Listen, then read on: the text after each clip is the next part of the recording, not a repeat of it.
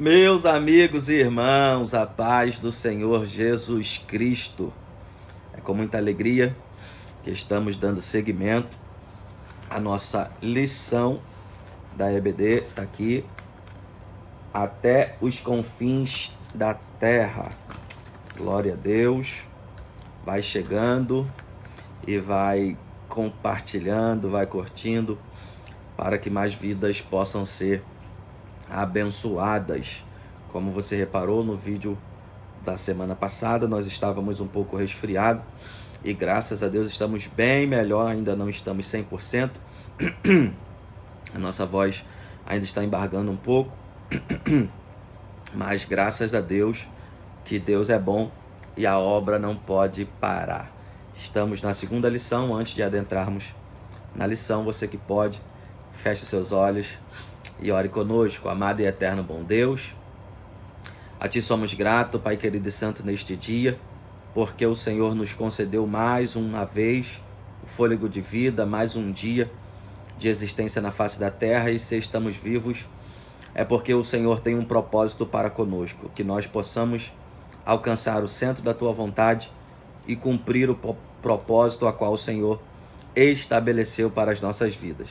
É isso que eu te peço, desde já te agradeço, em nome de Cristo Jesus. Amém e amém. Lição de número 2, a lição que vai ser dada agora no próximo domingo, no dia 8 de outubro de 2023, é claro, se o nosso Senhor Jesus Cristo não voltar para buscar a sua igreja. Lição de número 2, que tem por título Missões Transculturais, a sua origem na natureza de Deus.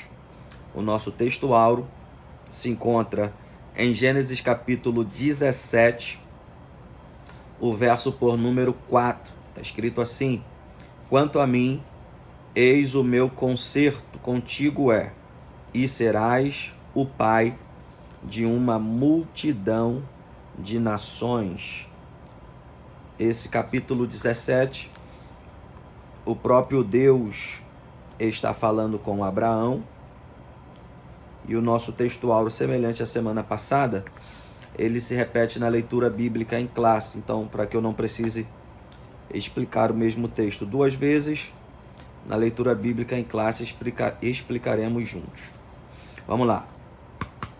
Verdade prática. O amor de Deus é a verdadeira motivação do crente para realizar a obra missionária. Então aqui na verdade prática está dizendo que o amor de Deus é aquilo que faz com que nós estejamos motivados, é a motivação para que nós venhamos realizar a obra missionária. Tem alguns textos bíblicos que eu tenho a honra de pregar, de ministrar, e um deles, por exemplo, é Atos capítulo 3, quando Pedro e João estão subindo a hora nona, estão indo para a hora nona no templo, a Porta Formosa, e curam aquele coxo. O texto é muito conhecido, mas o que me chama a atenção é que Pedro libera a palavra: não tenho prata, não tenho ouro, mas o que tenho isso te dou.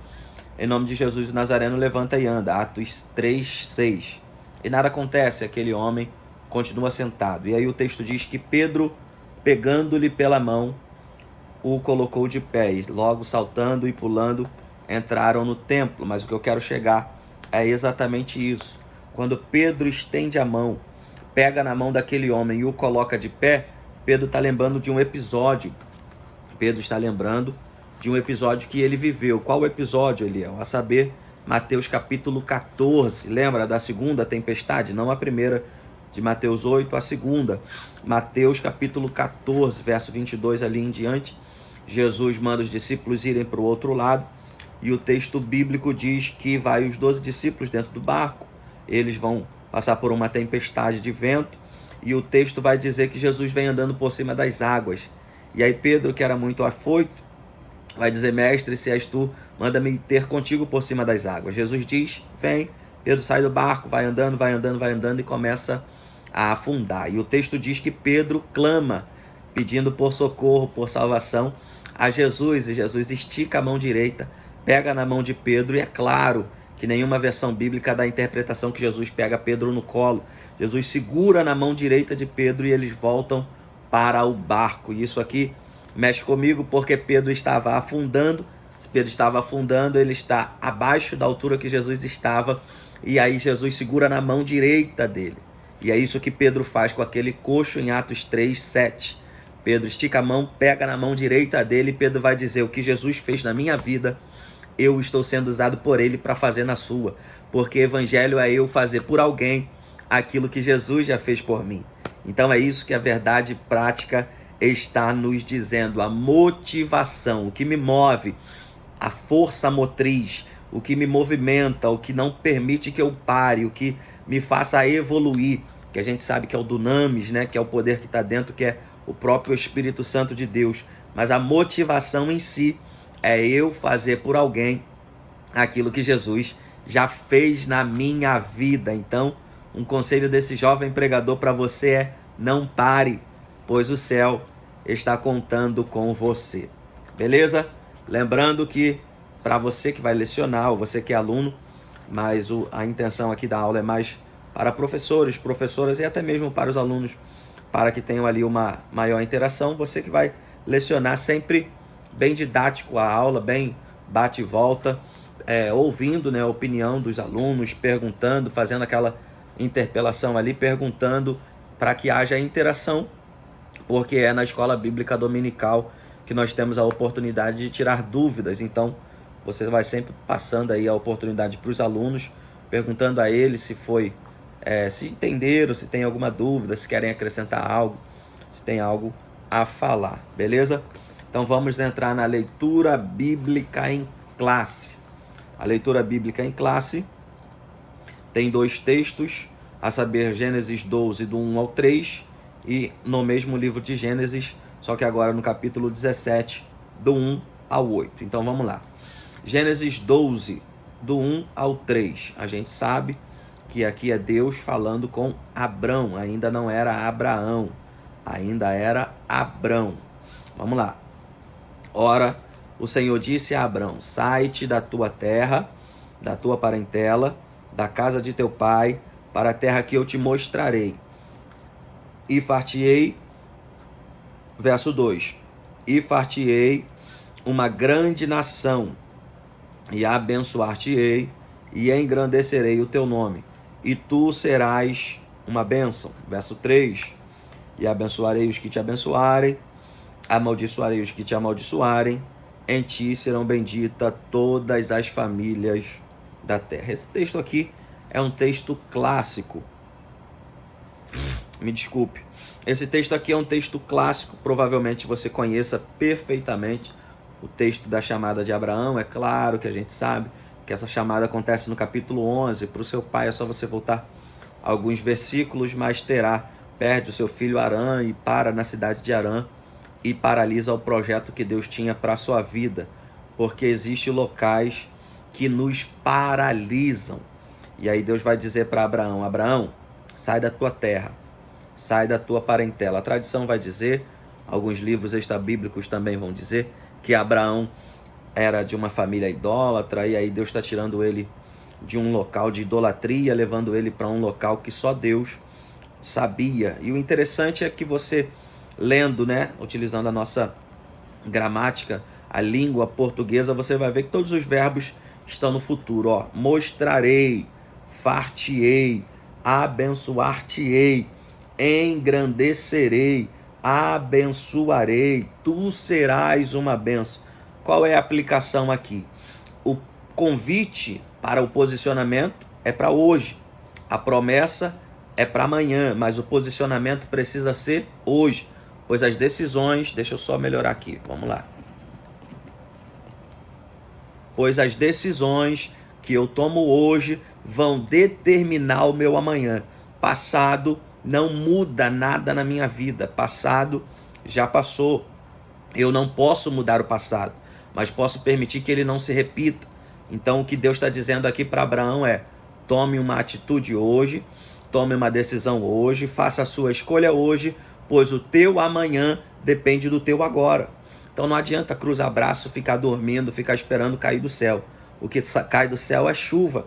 Claro que muitas bênçãos Deus manda, mas só para que você tome uma palavra e um posicionamento, o que cai do céu é chuva. A gente precisa se posicionar, a gente precisa tomar uma atitude hoje. Deus está dizendo, Abrão ainda, né? Abraão só a partir do capítulo 17, quando o seu nome é mudado. Abrão, eu vou te abençoar, vou fazer de você uma grande nação, vou engrandecer o teu nome. E aí, vai querer ou vai continuar aí? Parado, prostrado, aonde você já vive, num local de idolatria, num local que mata sonhos, que o teu pai morreu por causa de se prender ao local. E aí, é você que decide. E aí o texto a gente conhece perfeitamente. Abraão aceita o chamado, sai Abrão, Sarai e Ló. E isso é uma outra história que se estende aí, capítulo 13, e a gente não pode perder o foco, até porque já foi 10 minutos e a gente nem chegou ainda na introdução. Vamos lá. Então, Gênesis capítulo 17. Capítulo 17 eu tenho para mim que é o capítulo da aliança renovada. Capítulo 12, Deus faz uma aliança, promessa. Deus faz com Abraão uma aliança, faz a ele uma promessa, promete algumas coisas que eu já disse, que ele seria pai, né, de uma grande nação, que abençoaria, e nele todas as famílias da terra seriam benditas. É claro que não diretivamente nele, mas em quem viria dele, que é Jesus. A gente entende isso perfeitamente. Só que Abrão é ser humano. Ele é o Abrão, na verdade Abraão, né? Abraão é o pai da fé, perfeito, mas ele era ser humano. E sendo ser humano, ele fica preocupado com a promessa que Deus faz. O tempo passa. E uma coisa que o tempo faz é tentar apagar, muitas das vezes, a nossa fé. Em Gênesis 12, se você ler o verso 4, Abrão tem 75 anos. E aí, passado mais de 10 anos, chega Gênesis 15, e Deus visita Abrão pela segunda vez, na verdade, pela terceira vez, a primeira em Gênesis 12, a segunda em Gênesis 13, e a terceira vez que Deus visita ele em Gênesis 15. Isso é muito interessante, gente. Eu preciso ler isso aqui com você. Olha o que está escrito. Eu não havia nem anotado, mas o Espírito Santo me fez lembrar dessa aplicação de Gênesis 15, a terceira vez que Deus visita Abrão. Gênesis 15, eu não vou ler todo o texto, você conhece o texto, mas se não conhece, dá uma lida, eu só vou ler o verso 5, que diz assim: então o Senhor levou Abrão para fora e disse, olha para os céus e conta as estrelas, se as pode contar. Assim será a tua semente. Olha que interessante. Gênesis 15, Deus está conversando com Abrão dentro da tenda. E aí Abrão vai perguntar, Deus, o meu mordomo Eliezer é que vai ser o filho da promessa, é ele que vai herdar a promessa, e na vida dele que vai se cumprir tudo. E aí Deus diz para Abraão sair, só que o texto diz que Deus pega na mão de Abrão, leva ele para o lado de fora e diz, olha para o céu, conta as estrelas se tu a pode contar. Primeira coisa que Deus está dizendo é para de olhar para baixo. Para de olhar para as coisas da terra. Porque você olhando para as coisas da terra, você não consegue olhar para o teu Criador. Eleva meus olhos, Salmo 121. Eleva meus olhos para o monte. De onde me virá o socorro? O meu socorro vem do Senhor, que fez os céus e a terra. Não adianta olhar para as coisas da terra. Para frente, para trás, para a esquerda, para a direita, para o homem, para a política, para o Senado, para os governadores. Não adianta olhar para nada dessas pessoas ou dessa direção. Nós devemos olhar para os céus. Aí Deus diz, conta as estrelas, vírgula, se tu a podes contar. É impossível o homem contar as estrelas. Eu imagino, é claro que é uma conjecturação. Abraão, 1, 2, Abraão ainda, né, no capítulo 15, 1, 2, 3, 10, 1000, 100, perdeu as contas, não dá, Deus, não dá para contar. Aí Deus diz assim, Abraão, é isso que eu vou fazer da tua geração. Vai ser incontável. Você não vai conseguir contar. Só que a rema desse texto, para a gente poder evoluir aqui na leitura bíblica em classe, está em Gênesis 15, verso 12. Vai anotando a referência aí, depois você lê. Gênesis 15, verso 12. E pondo-se o sol. Pera aí, gente. Não vou ler o texto todo. E pondo-se o sol. Então, o que isso quer dizer? Pôr do sol na nossa cultura, 5h54, 57 até 6 horas, varia aí do dia, varia aí do momento do contexto do mês. Então pensa comigo, Deus diz, conta as estrelas, e pondo-se o sol ainda não era noite, então era de dia. Então Deus não está dizendo para Abraão contar as estrelas porque ele não conseguiria contar. Qual é a rema da palavra? A palavra é que Deus está dizendo: Abraão, conta as estrelas. Quando ele olha para o céu, não tem estrela, não dá para ver estrela. Por quê? Porque é de dia. Só que a visão de baixo para cima é uma. A visão de Deus que está no trono, de cima para baixo, é outra. Deus está dizendo: Abraão, enquanto você aí embaixo não está vendo, eu estou vendo o que eu já fiz. Deixa eu corroborar. Primeira carta do apóstolo Paulo. Isso aqui é tremendo demais. Se você puder, comenta aí: glória a Deus, aleluia. Primeira carta ou epístola, como você queira chamar, do apóstolo Paulo aos irmãos em Coríntios, que se estende a todos nós. Capítulo 2, verso 9. Como está escrito, Paulo está citando Isaías 64:4. Como está escrito: as coisas que o olho não viu, que o ouvido não ouviu e não subiu ao coração do homem, são as que Deus preparou. Olha a conjugação do verbo. Preparou para os que o amam. Deus não vai preparar o que Deus tem para a vida do Eliel, o que Deus tem para a sua vida, professor, para a sua vida, professora, para você, aluno e aluna. O que Deus tem para a nossa vida já está preparado. Eliel, se está preparado, por que eu não estou vendo? Por que ainda não está nas minhas mãos? É porque o tempo determinado, Gênesis 21:2, depois você lê o 1 e o 2, você vai ver sobre tempo determinado, Eclesiastes 3, o tempo determinado vai se cumprir. Então Deus está dizendo: Abraão, conta as estrelas. Eu não posso contar, Senhor, nem estou vendo. Aí Deus está dizendo: fica tranquilo, que o que você não está vendo, eu já preparei para a tua vida. Aleluia. Não vou me empolgar não, gente, fica tranquilo. 60 minutos eu fecho.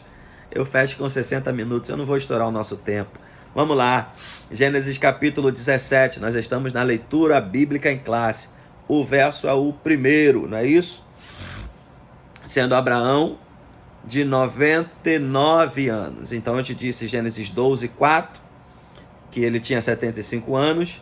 Em Gênesis 16:16, Abraão tem 86 anos. E agora, em Gênesis 17, ele tem 99 anos. Quantos anos já se passaram desde a primeira vez que Deus visitou ele?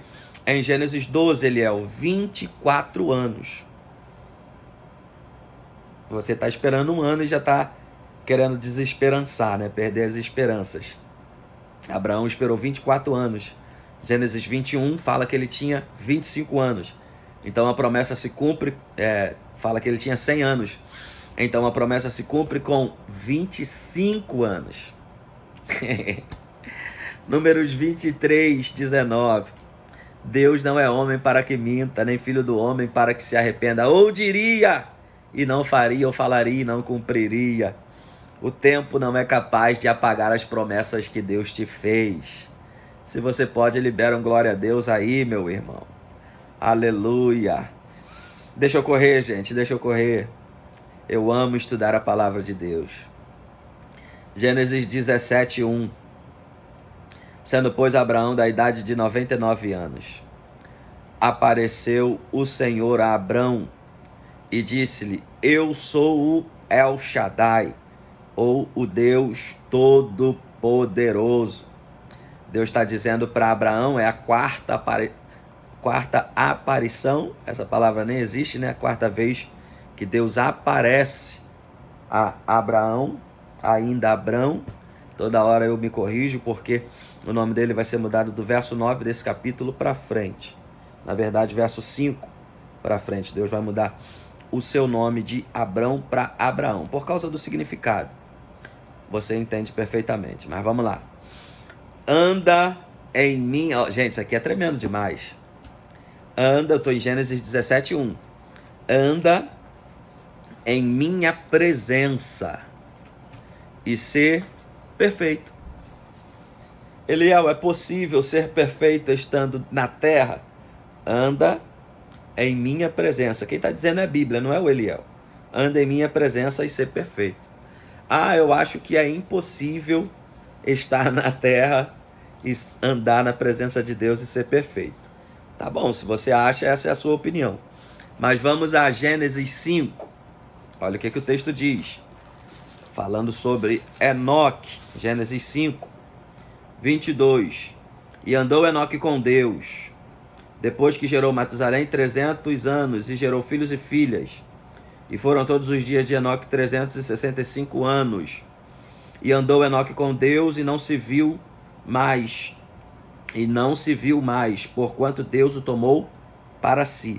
Então quer dizer que Enoque andou com Deus, Deus o tomou para si por causa da perfeição que Enoque atingiu na face da terra. Então é possível sim estar na terra e atingir um nível de perfeição. É possível sim estar na terra e viver 1 Pedro 1,16. Sede santo porque eu, o Senhor, sou santo. A santidade, Hebreus 12,14. A santidade, nós devemos buscá-la, seguir a paz com todos e a santificação, sem a qual ninguém verá o Senhor. A santificação é um processo, a santidade é um padrão. Salmo 93,5, mas deixa eu evoluir aqui.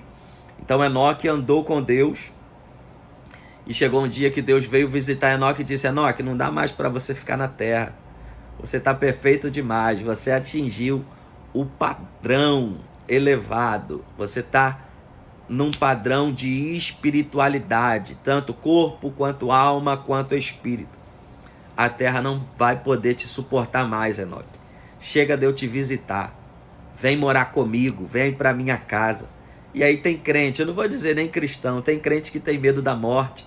Só que Paulo, quando é interpelado, lá no Novo Testamento, ele vai dizer: não sei o que é melhor, se eu morro, vou estar com Cristo, ou se eu permaneço vivo para cumprir o propósito convosco. Contudo, que eu vou fazer a vontade de Deus. Na terra, eu cumpro o propósito divino. E se for para ir para o céu, eu continuo adorando ao meu Deus. Então, eu não temo a morte, eu não temo medo, eu não temo perigo. Primeira carta do apóstolo Paulo aos Coríntios, no capítulo 15, lá do verso 51 ao 58, vai dizer: onde está, ó morte, o teu aguilhão? A morte não é para que nós venhamos a temê-la. Por que, Eliel, eu não devo temer a morte? Porque a morte é apenas a separação dessa matéria aqui, desse corpo que Jó disse que do pó veio e ao pó tornará. O meu espírito retorna para Deus, que é espírito, e a minha alma segue o juízo. Eu vou voltar para casa. Efésios capítulo 1, verso 4, diz que nós fomos eleitos, elegidos, aí vai da sua versão, nele, no âmago do coração, da alma, no cerne de Deus. Deus é espírito, nós viemos dele. Quando o Espírito Santo sopra sobre a nossa narina, Gênesis 2, 7 em diante, ele sopra o fôlego da vida. É Deus sendo colocado em nós. Quando eu, você e nós, ou no arrebatamento, ou quando chegar o nosso dia, não devemos temer a morte, nós vamos nos encontrar com Deus.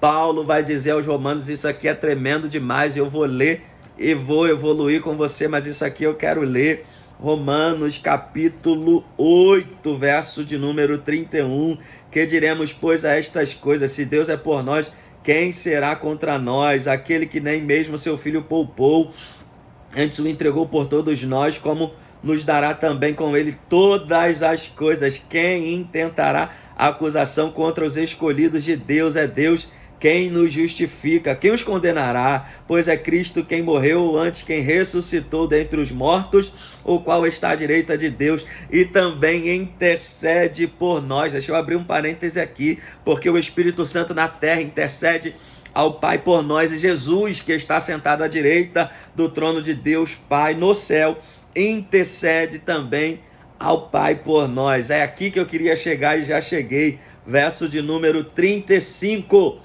Quem nos separará do amor de Cristo? A tribulação, a angústia, a perseguição, a fome, o perigo, a nudez, a espada, como está escrito: por amor de ti somos entregues à morte todos os dias. Fomos reputados como ovelha ao matadouro, mas em todas estas coisas não somos derrotados, não empatamos e não somos apenas simples vencedores. Romanos 8, 37. Mas em todas estas coisas somos mais do que vencedores por aquele que nos amou. Por certo que nem a morte, nem a vida, nem os anjos, nem o principado, nem as potestades, nem o presente, nem o porvir, nem a altura, nem a profundidade, nem alguma outra criatura nos poderá separar do amor de Deus que está em Cristo Jesus, nosso Senhor.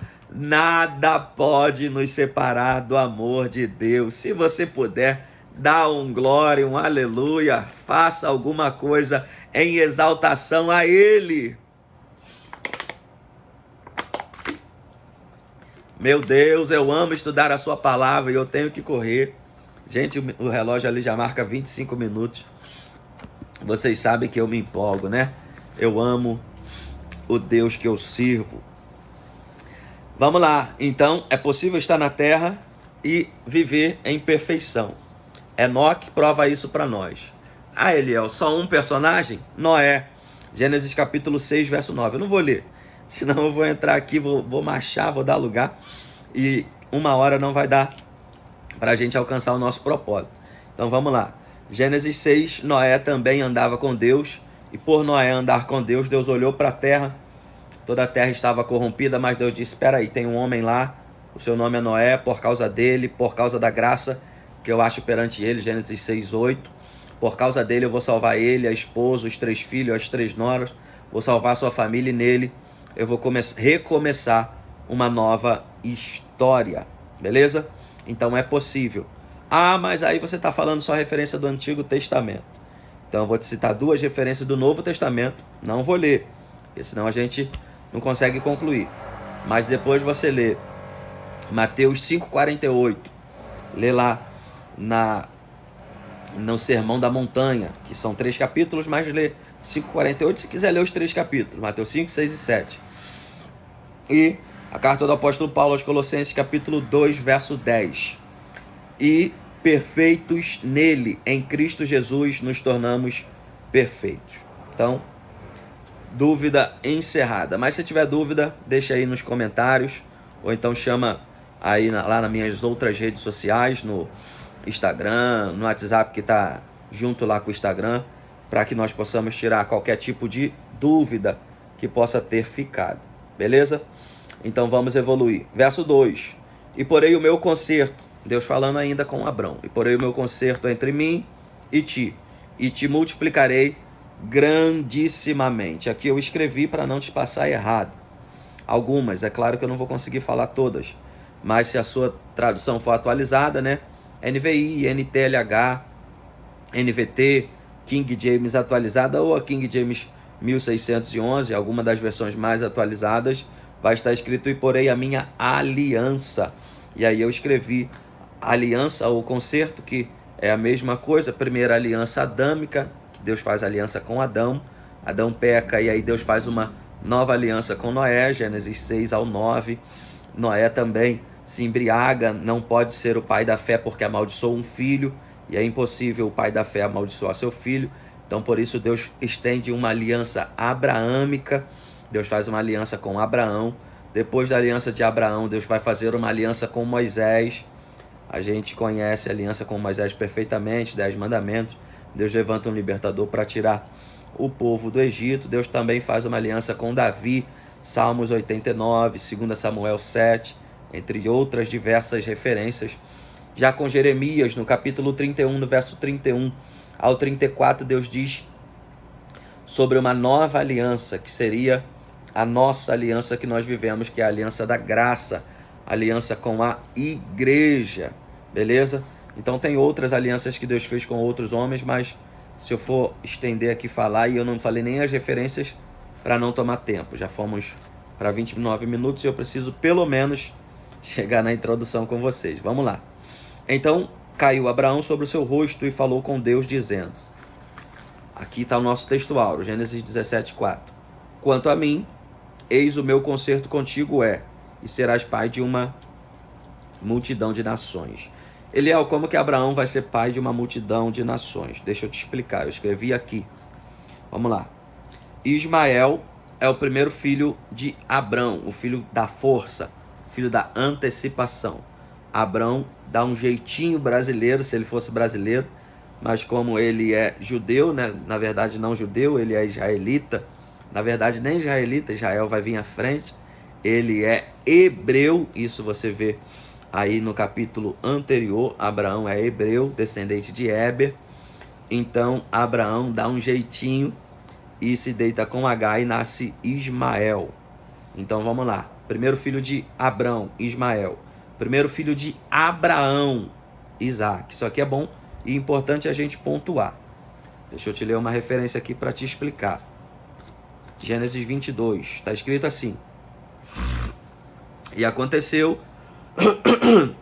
Desculpa. E aconteceu depois destas coisas que provou Deus a Abraão e não Abrão. Já é o capítulo 22, a mudança de nome lá no 17. Que provou Deus a Abraão e disse: Abraão, eis-me aqui. Abraão respondendo a Deus. E disse Deus: toma agora o teu filho, o teu único filho, Eliel, Isaac. Deus vai dar o nome. Isaac não é o único filho de Abraão. Me desculpe. Isaac não é o único filho de Abraão. Abraão teve um filho, na verdade, Abraão teve um filho primeiro, que foi Ismael. Falou perfeitamente, Abrão e não Abraão. Quando Deus muda o seu nome, Deus muda a sua história, Deus muda o seu destino. Então agora Deus vai dizer, ó, teu único filho. Aí vai dar o nome, Isaac, não Ismael. Mas primeiro teve Ismael, Abrão, aí depois Isaac. Aí em Gênesis capítulo 25, 1 e 2, ele teve mais 6 filhos. Então ele teve 8 filhos. E desses 8 filhos nasceram nações. Ele é pai de uma multidão de nações. 8 nações. Diversas nações vão se derivar. E aí a gente tinha que vir na geografia bíblica pontuando todas as nações. E infelizmente é claro que os 60, 90 minutos que é passado lá na EBD para você lecionar a aula, você não vai conseguir passar tudo isso. Então você pode passar as referências pedindo para que os alunos deem seguimento na leitura que no capítulo 25 de Gênesis está explicado perfeitamente. Beleza? E não se chamará mais o teu nome Abrão, mas Abraão. Por causa do significado, como eu já disse, Abraão significa pai de multidões, pai de muitas nações. Então, Deus está tirando o pai exaltado, que era Abrão, para transformá-lo em um pai de multidões. E te farei frutificar grandissimamente, te farei nações, e reis sairão de ti, isso eu já expliquei. E os reis, a gente sabe que os reis de Israel, tanto o reino unificado, depois o reino dividido, descendem de Abraão, depois vem Isaac, depois vem Jacó, vem seus 12 filhos, as 12 tribos, os reis. Então a gente entende perfeitamente. E estabelecerei, novamente falando de concerto ou aliança, olha o que Deus está dizendo, entre mim e ti. O importante é a gente entender que na Bíblia não existe eu disse uma, não tem nenhuma aliança que Deus tenha quebrado. O homem quebrou a aliança, mas Deus nunca quebrou uma aliança com o homem. O homem quebrou alianças, homens, né? Na raça humana, quebraram alianças, pactos, promessas que fizeram com Deus. Mas Deus nunca quebrou nenhuma aliança que ele fez com o homem ou com a humanidade. Entre mim e ti, e a tua semente depois de ti. Isso aqui é importante demais. Eu não havia grifado e vou grifar aqui agora. E a tua semente depois de ti. Por que é importante, Eliel? Porque Deus não quer apenas alcançar a minha vida. Deixa eu te explicar isso aqui. Deus não quer que o projeto dele morra em mim. Se ele não voltar daqui a 50, não sei, 100 anos, 50 talvez, mas 100 anos. Daqui a 100 anos, provavelmente o Eliel, que tem hoje 35, não vai estar com 135 na face da terra. Provavelmente Deus já vai ter recolhido o Eliel. E aí, se o Eliel não tiver filhos, não tiver prole, não tiver posteridade, a promessa acaba. E Deus não quer apenas que esteja em mim. Deus quer estender para a minha geração. E está aí um dos pontos importantes. É claro que existem pessoas que estão em processo de esterilidade e existe hoje meios, né, de medicina, de tratamento, e principalmente para nós cristãos que cremos, que somos cristãos, que acreditamos no nosso Deus. Lucas 1,37, Deus da causa impossível. Deus pode fazer milagre, mas é importantíssimo que nós demos seguimento, que nós tenhamos filhos e filhas, pois são herança do Senhor, Salmo 127.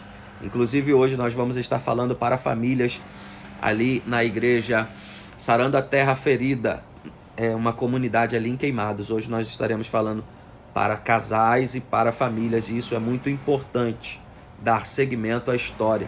Sempre que Deus faz aliança com um homem, a aliança se estende para a sua família. Deus diz: Noé, entra você na arca, sua mulher, mas não entra só vocês dois não. Entra seus 3 filhos e entra suas 3 noras. E isso é tão importante que depois do dilúvio, Noé não teve mais filho. Já parou para pensar nisso?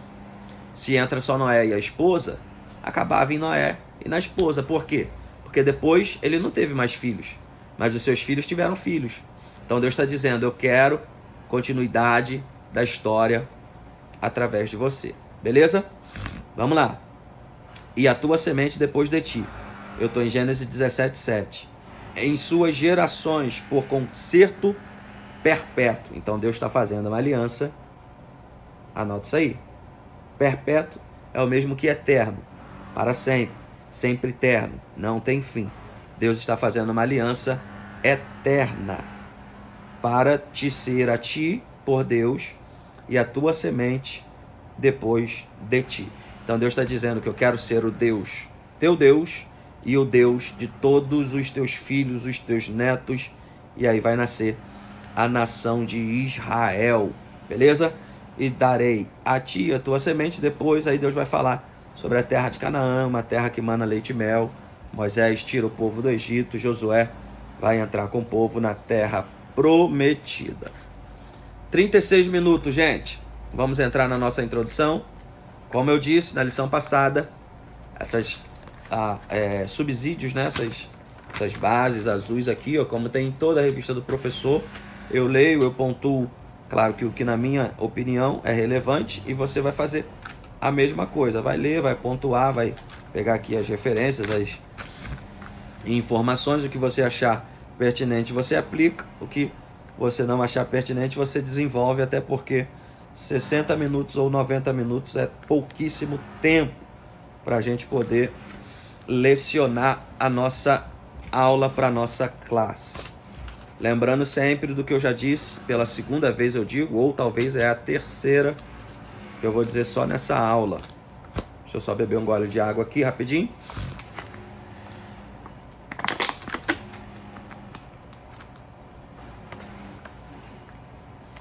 Para te dizer isso, a aula precisa ser didática. Aqui eu vou pontuando, vou interagindo, né, da forma possível, porque é um vídeo que eu estou gravando, mas todos os domingos que eu estou na minha igreja lecionando, independente da quantidade de alunos que lá tenha, eu sempre tento fazer com que a aula seja mais dinâmica possível, sempre interagindo, pedindo interação.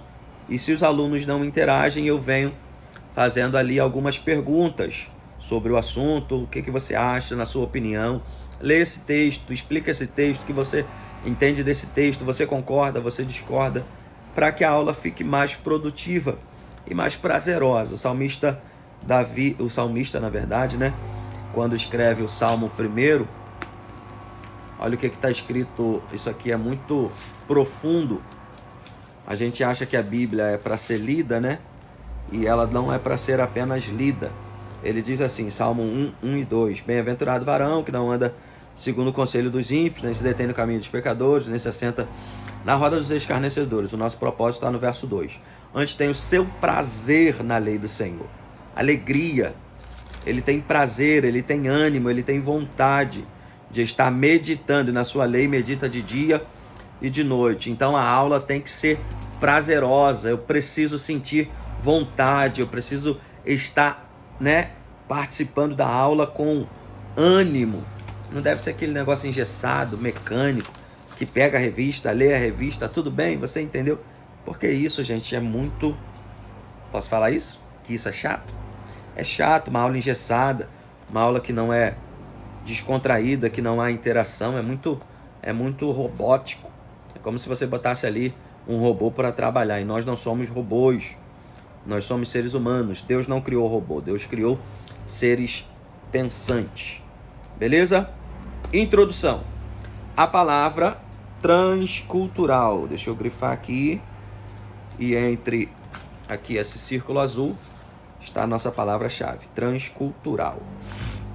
Traz a ideia de um missionário que transpõe as barreiras da cultura de um povo ou civilização para apresentar o amor de Deus. Isso implica interação. Olha o que está aí. Interação com todos os grupos étnicos da Terra, com os diferentes aspectos da vida das pessoas. Está replicando um pouquinho o segmento da aula passada, né? Na lição desta semana, veremos que Deus escolheu uma família de Abraão, seria a família de Adão. Adão caiu.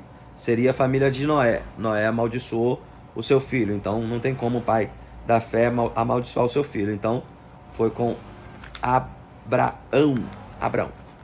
Uma família para, por meio dela, alcançar todas as famílias da terra. Esse processo se deu, primeiro, por Abraão. Segundo, sua família.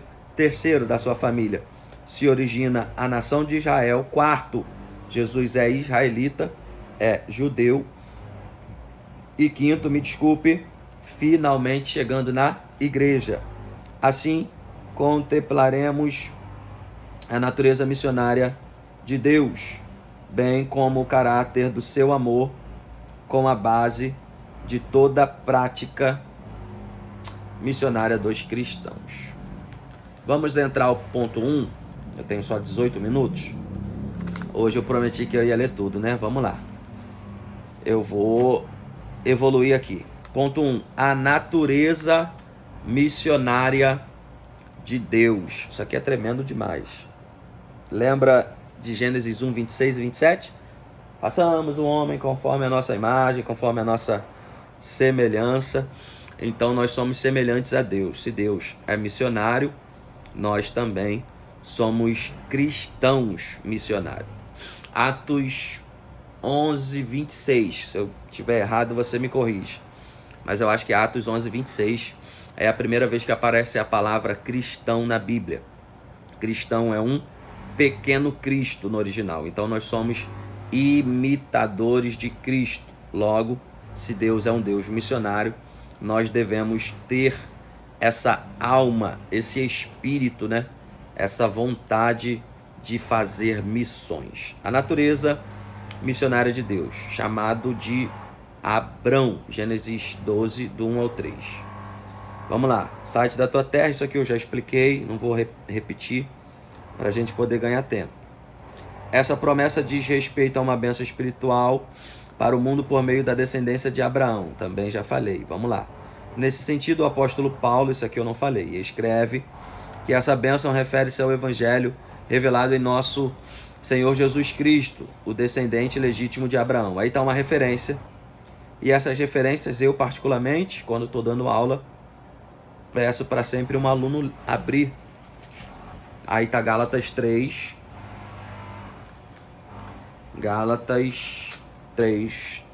8 e 16. Gálatas 3, 8. Ora, tendo a Escritura previsto que Deus havia de justificar pela fé aos gentios, anunciou o primeiro evangelho a Abrão. Olha que interessante. A gente acha que evangelho na Bíblia só são Mateus, Marcos, Lucas e João. 4 evangelhos. Só que olha o que Deus está dizendo aqui. Que Deus havia de justificar primeiro pela fé aos gentios, anunciou. Então Deus anunciou primeiro o evangelho a Abrão. Então Gênesis já é o primeiro evangelho. Então toda a Bíblia é o evangelho. Por quê? Porque o original da palavra evangelho é boas novas. Boas novas de salvação. Então toda a Bíblia tem a sua importância e relevância. Vamos lá, Gálatas 3:8. Todas as nações serão benditas em ti. Deus falando com Abraão. Aí pula aqui a referência para o verso 16. Ora, as promessas foram feitas a Abraão e a sua posteridade. Lembra do que eu disse? Não somente você, mas os seus filhos. Não diz e as posteridades. Não está no plural, está no singular, falando de uma posteridade, de uma árvore genealógica que vem de Abrão. Se você for para Mateus 1, você vai entender isso aqui perfeitamente. E a tua posteridade, que é Cristo. Então, a posteridade de Abraão se estendeu a Cristo. Cristo morreu por nós, que somos a igreja. Então, a posteridade de Cristo se estende a toda a igreja. Romanos 8, eu acho que é o 17, Romanos 8, 17, que fala da família de Cristo, que nós somos a família de Cristo. Assim, a partir de uma família, Deus providenciou a salvação para o mundo inteiro. Por isso podemos afirmar que a origem... A hora passa muito rápido, vamos lá. Por isso podemos afirmar que a origem das missões transculturais está intrinsecamente intercalada, está interna, está presa, amarrada, está relacionada com a natureza missionária de Deus. Isso aqui é profundo, gente. Isso aqui é profundo. Deus não quer que nenhum homem se perca. A gente vive uma guerra, a gente que eu digo assim, no mundo, né, da teologia, Calvino, Armínio, e eu não quero entrar nesse demérito até por causa de tempo, eu tenho 13 minutos para fechar a aula, e isso é um assunto que já tem mais de séculos e ainda não se foi resolvido, mas Deus quer que todos os homens se salvem. Dizer que Deus predestinou alguns para o céu e outros para o inferno seria, no mínimo, injusto. Deus não faz acepção de pessoas. Eliel, como que você pode dizer que Deus quer que todos se salvem? Deus ama verdadeiramente a todos. A vontade de Deus, segundo Romanos 12, é boa, perfeita, agradável. 1 Timóteo 2,4, Deus quer que todos os homens se salvem e venha o conhecimento pleno da verdade. Então o papel da igreja, lembra da aula passada, é pregar. O papel do Espírito Santo é convencer. O papel do homem é aceitar, chegar ao pleno conhecimento da verdade, porque quando eu conheço a verdade, eu não vivo a mentira. Quem conhece a verdade não vive a mentira. Por exemplo, você trabalha em um comércio e recebe, vamos dizer que essa toalhinha aqui é uma nota de R$100. Você está trabalhando como caixa num comércio e recebe a nota de R$100. E você percebe que essa nota é falsa. Você vai dizer, senhor, essa nota é falsa. Essa nota não serve. Aí quem está com a nota vai dizer, não, é verdadeira. Quero comprar. Aí você vai dizer, ela parece verdadeira. Ela tem a mesma cor, mesmo tamanho, mesma medida, mesma escrita, mesmos números, tem tudo muito parecido. Só que ela não é verdadeira. Ela é falsa. E se ela é falsa, eu não aceito. Porque o que é falso não serve para pagar o preço. Só que o que é verdadeiro, 1 Coríntios 6:20, vocês foram comprados. Atos 20, 28, o preço que foi pago por nós foi de sangue. 1 Coríntios 7:23, foste comprado por um alto preço ou por um bom preço. A verdade, João 14:6, Jesus é a verdade, Jesus é o caminho, Jesus é a vida. A verdade pagou o preço por nós. Eu não posso viver mais na mentira. Por que eu não posso viver na mentira, Eliel? Eu conheço a verdade, por que não posso viver a mentira? João 8:44, Jesus disse aos religiosos, isso aqui mexe comigo, que Jesus não estava falando com o ímpio, Jesus estava falando com o religioso, com o fariseu. Jesus disse, o vosso pai é o pai da mentira, o diabo é o pai da mentira. Então, quem vive a mentira, quem pratica a mentira, não é filho da verdade. Logo, a única paternidade que a Bíblia apresenta para o diabo, quem apresenta, citando sobre ela, é Jesus, falando que Jesus é o pai, falando que o diabo é o pai da mentira, para você ver como que as coisas são. Então eu não posso aceitar de forma nenhuma, viver, aceitar, receber ou praticar uma vida com práticas mentirosas. Beleza? 50 minutos, meu Deus do céu. Vamos lá. Quase 50, né? A missão como atividade de Deus no mundo. Para conhecermos a missão como atividade de Deus no mundo, é preciso voltar à revelação especial que o próprio Deus fez na sua palavra. O capítulo 17 de Gênesis nos mostra o Deus soberano e excelso que se relaciona com um ser humano limitado. Gênesis 17:1, isso aqui eu já expliquei, então não vou repetir. Ele tem tanto zelo pela sua promessa que trocou o nome de Abrão para Abraão. Já falei, trocou o nome, trocou a história, trocou o destino. A fim de reafirmar sua aliança, que transcenderia ao cumprimento geográfico da promessa. Tem referências aí que eu já expliquei, não vou ler. Aqui fica claro a missão como atividade de Deus no mundo. Isso aqui eu grifei, quero ler com você e te explicar. Ele mesmo, o ele está com E maiúsculo falando de Deus, e não outro, é o maior protagonista das atividades missionárias. Gente, Deus sempre dá o primeiro passo. Vamos lá. Deus todo dia visitava Adão, para começo de história, antes do pecado e depois do pecado também Deus visitou, expulsou do jardim, a gente conhece a história. Então Deus dá o primeiro passo. Para Noé, quem foi atrás foi Deus. Para Abraão, quem foi atrás foi Deus. A Moisés, quem visitou ele na sarça em Êxodo 3 foi Deus. A outros homens e até mulheres de Deus, Deus sempre deu o primeiro passo. Jesus que escolheu os 12 discípulos, não foi os discípulos que escolheu, não foste vós, João 15, que escolhestes a mim, mas foi eu que escolhi a vós e vos nomeei para que vades e deis fruto e o vosso fruto permaneça. Então é Deus sempre dando o primeiro passo, é Deus escolhendo, é Deus chamando os homens e os homens aceitando a chamada.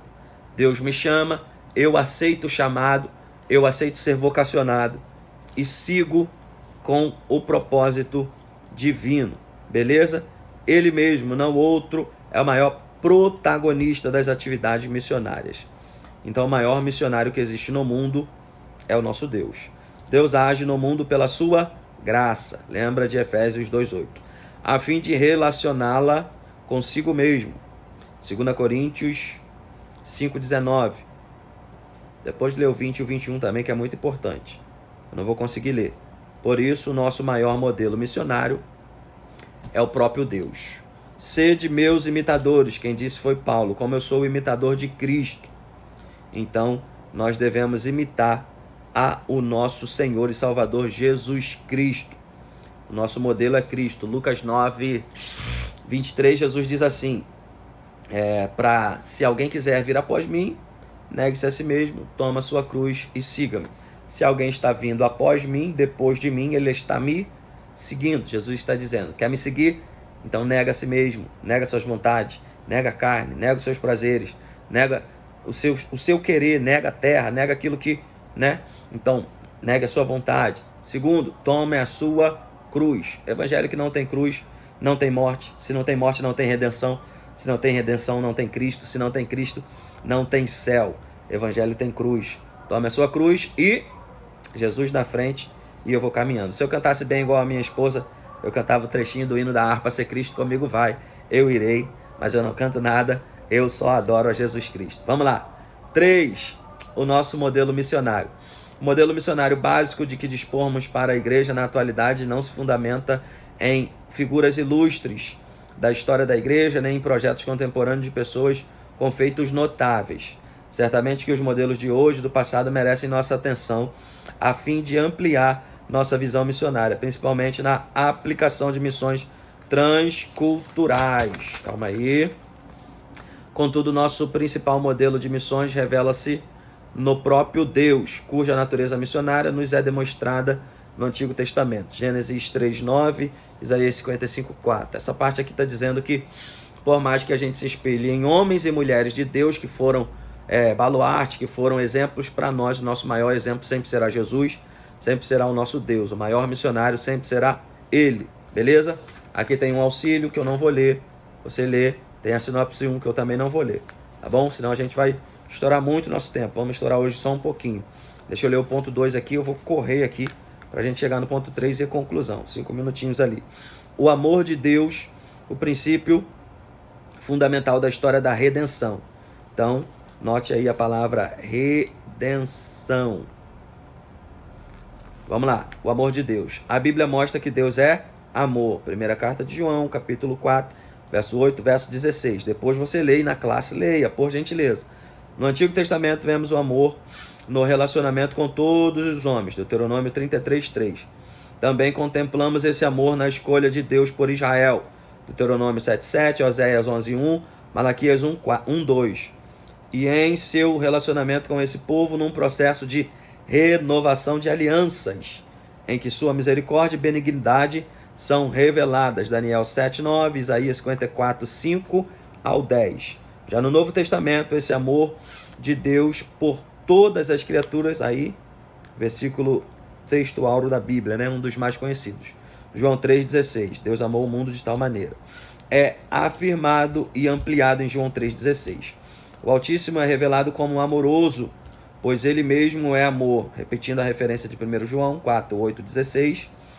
E este, por sua vez, é a sua própria essência. Portanto, o amor é a base de todo o plano da redenção revelado no amor de Deus. A redenção do Antigo Testamento. Nessa parte da redenção do Antigo Testamento, eu quero te contar algo que eu ouvi, eu li aqui, e eu sei que você vai precisar ler na classe, então eu não vou ler o 2 e o 3 para me te explicar. A redenção no Antigo Testamento é a redenção no Novo Testamento. Falar da redenção. Estava ouvindo uma ministração do pastor Josué Brandão, ele é lá da Bahia. Eu já tive a honra de estar na igreja dele lá em Feira de Santana. Não lembro agora o nome da igreja, lá do ministério, mas já te dei a referência de quem disse. Isso não foi Deus que me disse e não foi eu que li em algum livro. Eu ouvi, estou replicando, reproduzindo, né? E dando a fonte. Ele disse que na época da escravidão, né? Agora século XVIII, século XVII para trás, em uma cidade, eu não vou lembrar o nome da cidade, mas lembro a história, um senhor comprou uma escrava.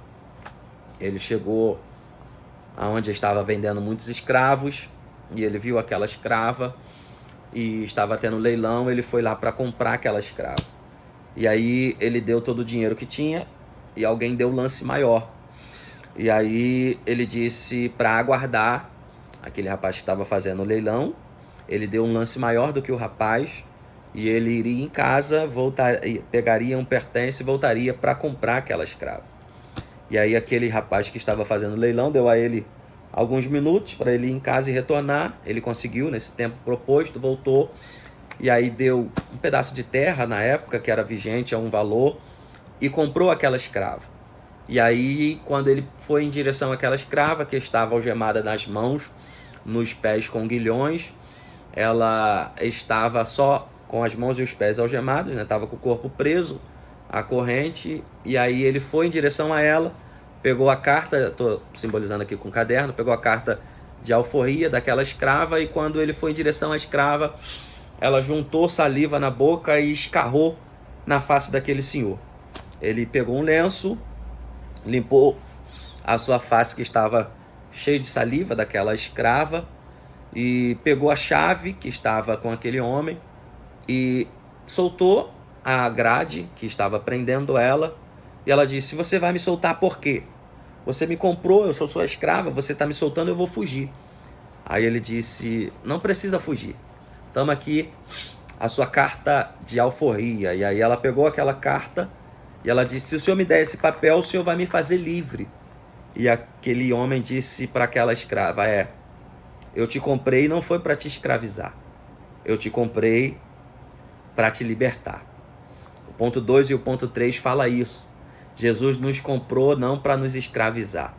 Quando alguém olha para a gente e diz: pô, você está perdendo a sua juventude dentro da igreja, você não pode beber, você não pode fumar, você não pode se prostituir, você não pode ter relações sexuais com vários homens, com várias mulheres, você não pode ter relação sexual ilícita, você não pode ter relação antes do casamento, você não pode fazer um montão de coisa, você está escravo. Não. Jesus não nos comprou para nos escravizar. Jesus nos comprou para nos libertar. Nós podemos fazer tudo, mas o apóstolo Paulo diz que todas as coisas nos são lícitas, mas nem todas as coisas nos convêm. Todas as coisas nos são lícitas, mas nem todas elas nos edificam. Eu não sou escravo, eu sou livre. E quando Jesus voltar, ele vai voltar para aqueles que estão livres. Existem pessoas que estão lá fora, que acreditam estarem livres, mas na verdade estão algemadas ao pecado, estão algemadas à promiscuidade, estão algemadas à prostituição. Mas o Filho do Homem nos libertou. E a carta do apóstolo João, a primeira carta do apóstolo João, diz que o Filho do Homem veio para desfazer as obras do maligno. Eu profetizo sobre a sua vida que precisa de libertação, que Jesus vai entrar com providência na sua vida, na sua casa. Se pois o Filho vos libertar, João 8, verdadeiramente, 32 em diante, a saber 35, 36, verdadeiramente sereis livres. 1 hora, gente. Vamos entrar na nossa conclusão? Na lição passada eu fiquei devendo o ponto 2 e o ponto 3. Nessa eu vou ficar só te devendo o ponto 3. Na próxima eu não vou te dever ponto nenhum. Beleza? Visão bíblica do caráter transcultural da missão. Eu não vou conseguir ler um Deus missionário, a escolha de Israel e sua missão, a escolha da igreja, mas você vai ter a oportunidade de ler e fazer um resumão aí e tentar ser objetivo, tá bom?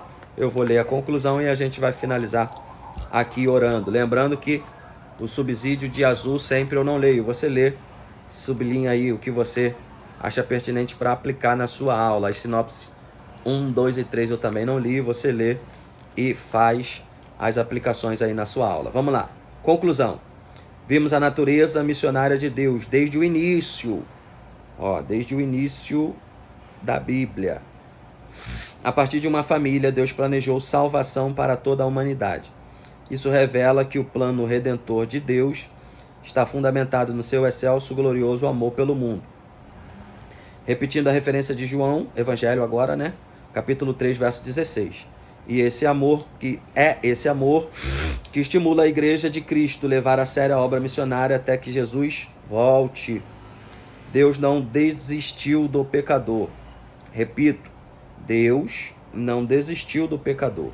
Por isso, Ele conta comigo e com você, conosco, pois a sua vontade é que todos os homens se salvem. Essa referência eu já li de 1 Timóteo 2,4, que Deus quer que todos os homens se salvem, cheguem ao pleno conhecimento da verdade. Então hoje eu corri um pouquinho mais para ficar no tempo proposto. Na próxima aula, em nome de Jesus, eu vou conseguir ler os 3 pontos e fechar com você nos 60 minutos, tá bom? Qualquer dúvida, deixa aí embaixo nos comentários. Sabe que se você deixar o seu colezinho, né, o seu gostei, você está me ajudando. Se você deixar um comentário, se você enviar esse vídeo aí para alguém, você está abençoando este humilde servo de Jesus Cristo, seu irmão em Cristo. Então, se você puder, faça missões juntamente comigo, compartilhando esse vídeo para que mais pessoas possam ser alcançadas. Evangélicos, não evangélicos, cristãos, crentes, professores, alunos, homens, mulheres, todos aqueles que você puder, compartilhe esse vídeo para que mais vidas possam ser alcançadas. Permitindo Deus, vou colocar aqui agora para carregar de noite, no máximo de madrugada, tá saindo aí no canal. Permitindo Deus, na próxima semana, lição de número 3, que tem por título Missões Transculturais no Antigo Testamento. Aí depois, lição 4, Novo Testamento, e a gente vai pontuando ponto a ponto, tá bom? Obrigado pela sua participação, pela sua interação e principalmente pelas suas orações. Feche seus olhos ou de olhos abertos, eleve o seu espírito em oração a Deus.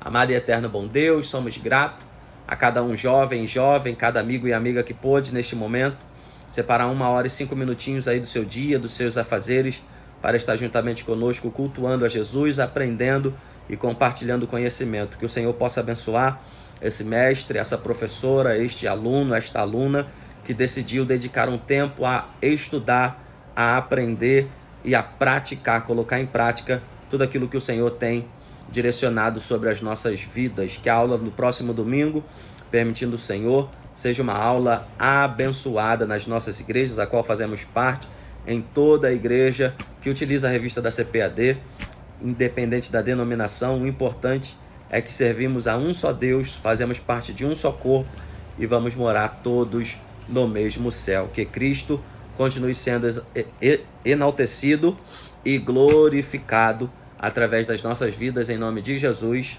Amém e amém. Deus te abençoe. Fica na paz de Cristo Jesus. Até a próxima. Deus vos abençoe.